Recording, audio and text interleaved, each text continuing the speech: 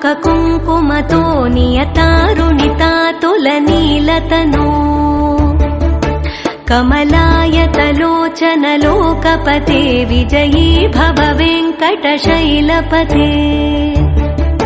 स चतुर्मुख षण्मुख पञ्चमुख प्रमुखाखिल दैवतमौलिमणे शरणागत वत्सल सारनिधे परिपालय मां वृषशैलपते अतिवेलतया तव दुर्विषहैरनुवेलकृतैरपराधशतैः भरितं त्वरितं वृषशैलपते परया कृपया परिपाहि हरे अधिवेङ्कटशैलमुदारमते जनताभिमताधिकदानरतात् परदेवतया गदितान्निगमै कमलादयितान्न परं कलये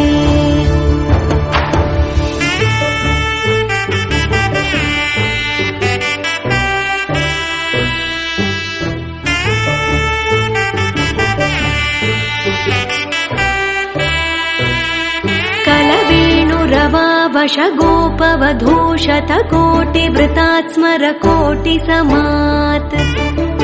प्रतिवल्लविकाभिमतात् सुखदात् वसुदेवसुतान्न परं कलये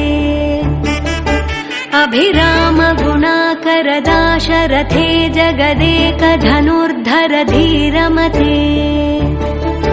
रघुनायक राम रमेश विभो वरदो भवदेव दया जलधे अवनीतनया कमनीयकरं रजनीकरचारुमुखाम्बुरुहम्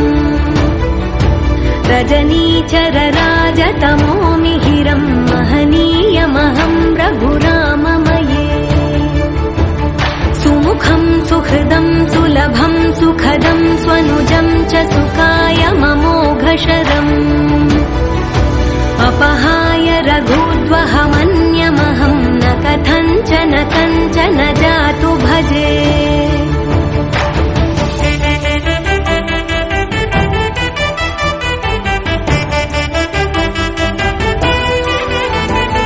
विना वेङ्कटेशं ननाथो ननाथः सदा वेङ्कटेशं स्मरामि स्मरामि हरे वेङ्कटेश प्रसीद प्रसीद प्रियं वेङ्कटेश प्रयच्छ प्रयच्छ विना वेङ्कटेशं ननाथो ननाथः सदा वेङ्कटेशं स्मरामि स्मरामि हरे वेङ्कटेश प्रसीद प्रसीद प्रियं वेङ्कटेश प्रयच्छ प्रयच्छ अहं दूरतस्ते पदाम्भोजयुग्मं प्रणामेच्छया गत्य सेवां करोमि सकृत्सेवया नित्यसेवा फलं त्वं प्रयच्छ प्रयच्छ प्रभो वेङ्कटेश अज्ञानिना मया दोषान्न शेषान् विहितान् हरे